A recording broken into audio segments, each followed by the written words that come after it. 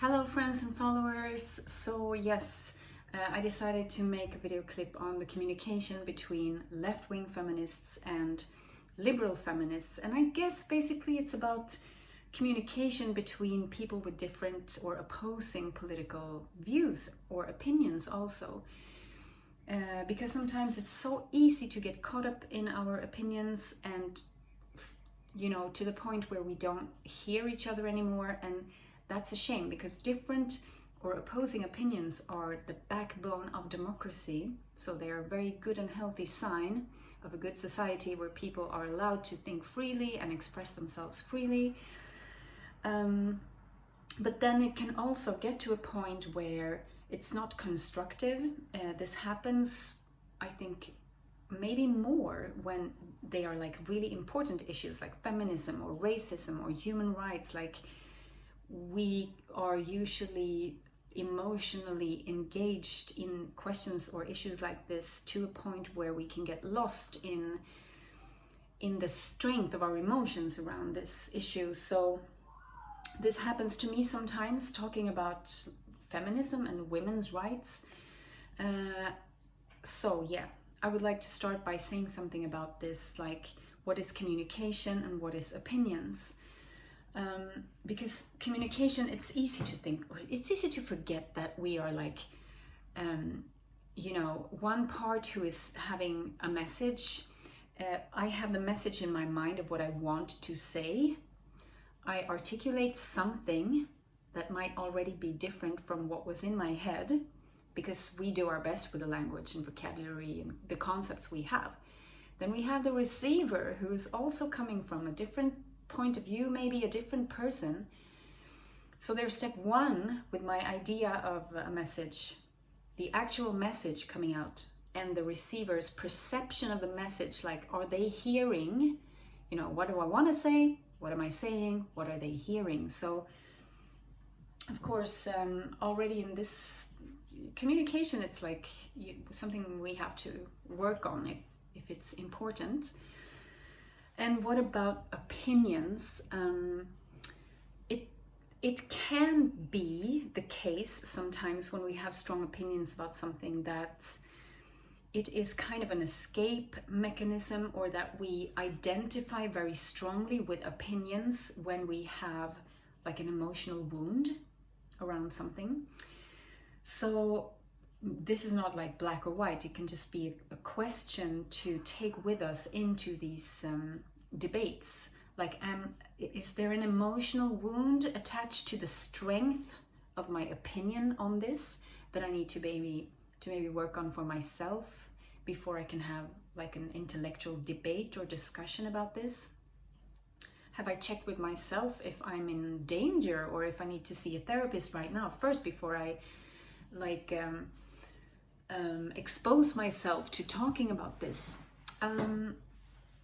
Yeah, and I think the unawareness about that function of opinions is rather great. People are having a lot of opinions on everything, and sometimes we need to go back and check, is there something else I need to work on in relation to my strong opinions on this, okay? And lately, this has all like come up for me in relation to the fact that there was a male celebrity who was caught buying sex a couple of weeks ago. And there's a lot of debate and discussion from women, especially around the legislation and the culture for like prostitution. And left-wing feminists usually say that we need to legislate harder, and liberal feminists sometimes say that we need to legislate less. And then there's like some examples historically, geographically, like in Germany, they have taken down the strictness of the legislation, but it didn't really work. Anyways, I consider myself a left-wing feminist because I recognize structure.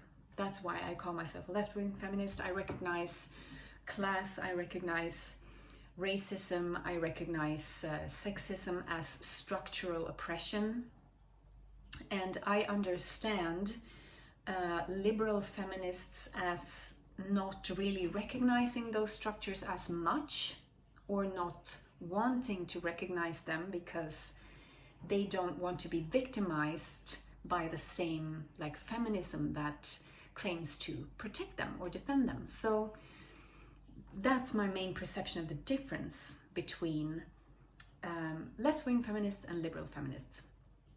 So this has come up in this discussion about or around prostitution as well. And I would just like to say something now about the attitude I try to have towards liberal feminists in this case.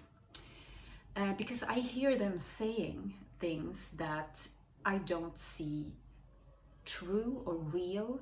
And this has happened throughout my life for, like, I'm 42 years now, and ever since I was a teenager, I've heard some women say, or some girls say, that they are not oppressed by structural sexism.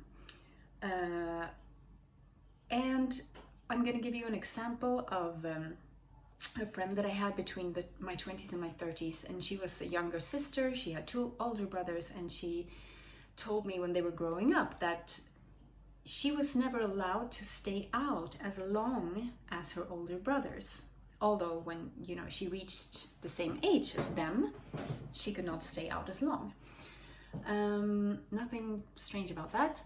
Then time passed, and we were in another discussion, and she said, well, I have never been treated differently than my brothers just because I'm a girl, so I haven't been oppressed or something. And I reminded her, but like, you know, earlier you told me that you were not allowed to stay out as long as your brothers. And she was like, oh yeah, that's right. I never thought about it.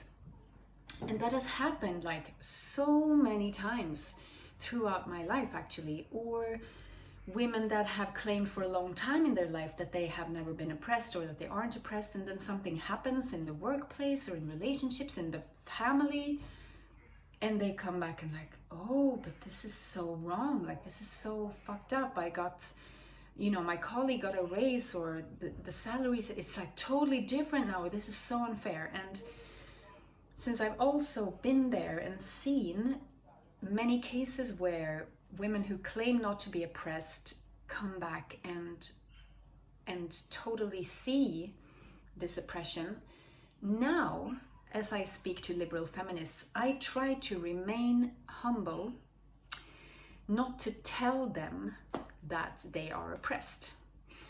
Even though I'm thinking for myself that maybe this person is in denial. That could be the case. I cannot decide that, because that would also be oppression.